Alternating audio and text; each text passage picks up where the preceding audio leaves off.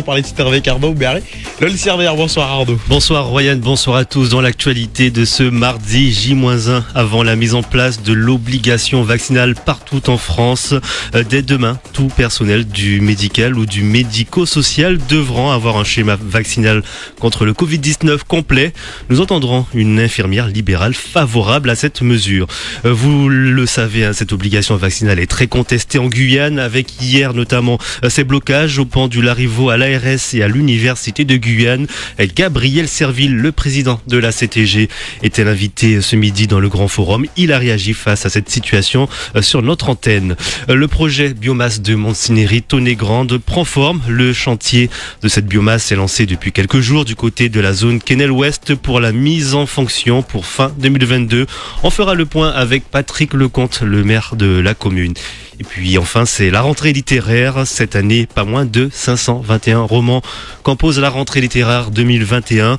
Une année particulièrement difficile pour le monde du livre. Pour en parler, Mathilde Bouin, libraire à la librairie Casabule de Cayenne. Elle était l'invitée du 7h. Voici le programme du 18h de la rédaction. Bienvenue à tous et à toutes.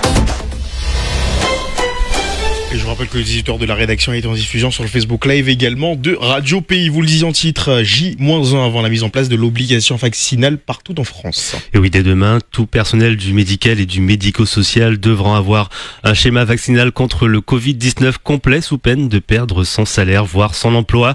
Awatef Argoubi est une infirmière libérale. Pour elle, il est nécessaire que la vaccination soit obligatoire pour le personnel de santé. Elle nous explique pourquoi. Ça, on reste vraiment fixé sur les termes de la loi ou de l'obligation, on peut en discuter, ça c'est juridique.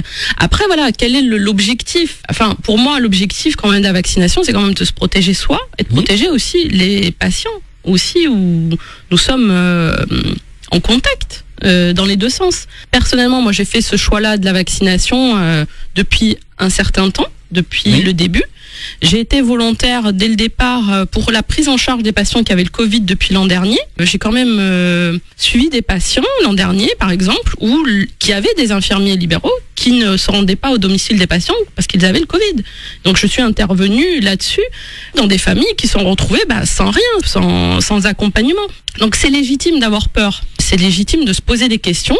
Et on a le droit et on a le devoir de poser les bonnes questions. Par contre, je me dis, voilà, le vaccin pour la BCG est obligatoire pour être en collectivité. Oui. Pourquoi le vaccin contre la Covid ne serait pas obligatoire? Parce qu'on sait qu'il a quand même plus de conséquences et plus de contagiosité que le BCG, par exemple. Awatef Argoubi, une infirmière libérale, elle était l'invitée de José Blaisès. Et mouvement de colère contre les mesures sanitaires également du côté de l'université de Guyane. À l'occasion de la rentrée, les membres du syndicat UTG de l'hôpital de Cayenne sont venus occuper l'amphithéâtre de l'IFSI, Institut de formation en soins infirmiers. Ils refusent l'obligation vaccinale qui sera mise en place dès mercredi et surtout ils disent non à l'obligation vaccinale des étudiants infirmiers. C'est ce que nous explique Éric Molinier, secrétaire général UTG Santé au CHC. On est venu dire non parce qu'une note d'information est sortie pour les élèves de première année, pour les élèves de l'IFSI, qu'ils ont l'obligation de se vacciner pour rentrer à l'école. Et aujourd'hui, on est venu dire aux élèves, on a perturbé la rentrée des premières années pour leur dire qu'ils ont le choix de se faire vacciner.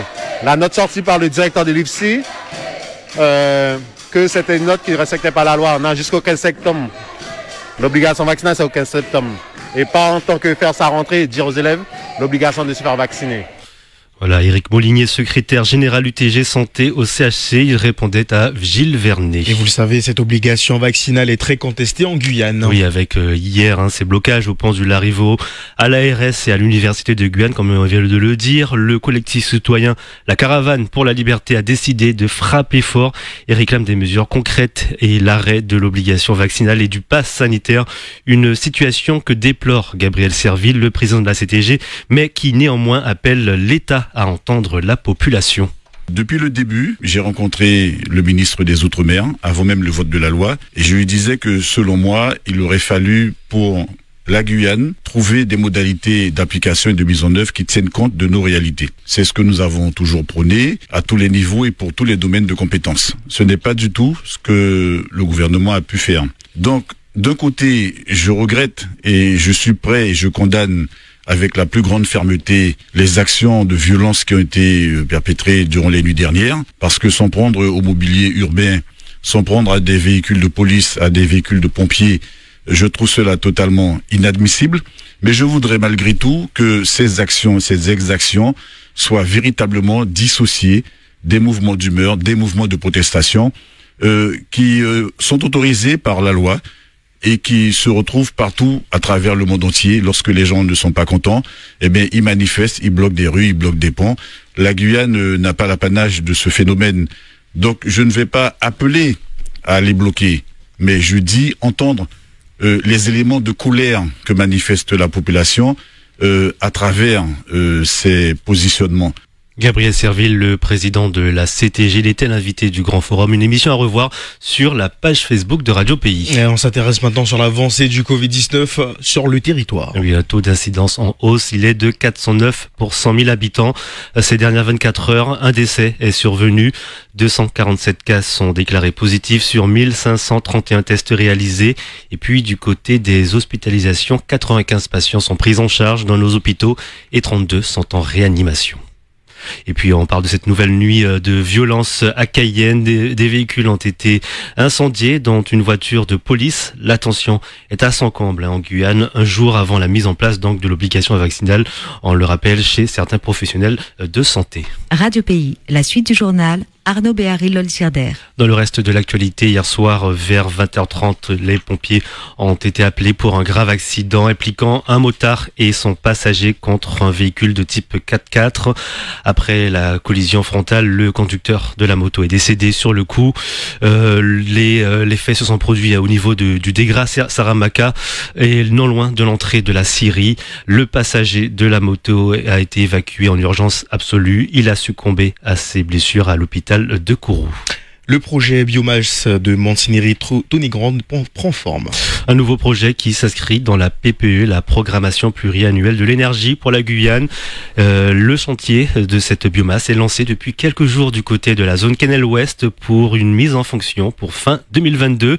C'est un nouvel espoir pour la commune, se réjouit le maire Patrick Lecante. C'est un projet privé qui est mené donc par une société privée et qui s'inscrit parfaitement dans la PPE, la programmation pluriannuelle de l'énergie, qui met en place donc toute une programmation en matière d'énergie renouvelable sur le territoire communal. Vous en rappelez, nous avons donc des centrales solaires avec Toucan 1 et Toucan 2, mais également donc du côté de Banane. Aujourd'hui, nous aurons donc une nouvelle usine de 6 mégawatts, mais à base donc de biomasse de bois. Donc le process consistant à récupérer donc du bois énergie, donc la défriche agricole notamment, qui sera brûlée pour donner donc de l'énergie, qui après sera réinjectée sur le réseau donc public de EDF. Donc c'est une nouvelle page que nous tournons en faveur de la transition énergétique sur le territoire communal. Patrick Lecante, le maire de Montigny-Ritonegran, il répondait à Edmé Doudi. Et cela fait 1 an que le plan France Relance a été mis en place en Guyane. Et bilan, vous l'avez peut-être déjà lu sur les panneaux publicitaires affichés en bord de route, 125 millions d'euros ont été investis en Guyane depuis l'année dernière. Une réunion à la CCI de Guyane a eu lieu hier pour faire un point d'étape avec le MEDEF Guyane, l'ADEME, les représentants du monde économique et les services de l'État. Pour rappel, le plan France Relance a été déployé pour relancer l'économie suite à la crise liée à la pandémie de Covid-19. Et c'est la rentrée littéraire. Cette année, pas moins de 521 romans composent la rentrée littéraire 2021. Une année particulière pour le monde du livre en France, puisque c'est les 40 ans de la loi Langue, la loi qui a fixé un prix unique du livre, avec l'objectif, entre autres, de protéger les libraires indépendantes. Et cela marche bien, puisque la France est le pays qui compte le plus de libraires au monde par habitant. C'est ce qu'a expliqué ce matin dans l'invité du 7h, Mathilde Bouin, libraire à la librairie Casabule de Cayenne. La loi Lang, c'est une loi qui est très importante, qui encadre le prix du livre, donc qui est fixé par l'éditeur. Donc le prix du livre est le même dans tous les points de vente, que ce soit dans les grandes surfaces culturelles, dans les supermarchés, sur Internet ou dans les librairies indépendantes comme Casabule. Donc avant 1981, le prix était libre, donc les points de vente pouvaient fixer le prix qu'ils voulaient. Le problème, c'est que la Fnac, notamment, qui a commencé à vendre des livres en 1974, faisait des rabais importants sur les livres parce qu'ils pouvaient se permettre d'acheter en très grosse quantité et puis de diminuer un petit peu leur marge. Le problème, c'est que ça fragilisait vraiment les librairies indépendantes. Et donc, cette loi a permis d'encadrer. Donc, c'est vraiment un produit à part. À ma connaissance, c'est le seul produit comme ça où le prix est fixe.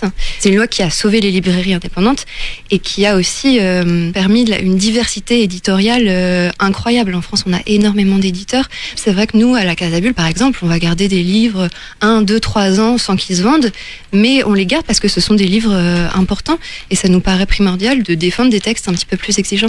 Mathilde Bouin, libraire à la librairie Casabule de Cayenne. Et demain, dans l'invité du 7h, Victor Zamit fera le point sur la rentrée scolaire avec la porte-parole du collectif des parents d'élèves de Guyane, Hélène Orliange. Et on termine ce journal du côté d'Haïti. Le Premier ministre est soupçonné d'être lié au meurtre du président Jovenel Moïse. Assassiné, on le rappelle, le 7 juillet dernier dans sa résidence privée. Selon des éléments de l'enquête, l'actuel Premier ministre haïtien Ariel Henry aurait eu quelques heures après le meurtre de Jovenel Moïse, plusieurs conversations téléphoniques avec l'une des personnes toujours activement recherchées dans le cadre de l'enquête. C'est ce que rapporte le commissaire du gouvernement, c'est-à-dire le procureur de Port-au-Prince, qui a convoqué le Premier ministre au parquet ce mardi. De son côté, Ariel Henry a dénoncé des manœuvres de diversion.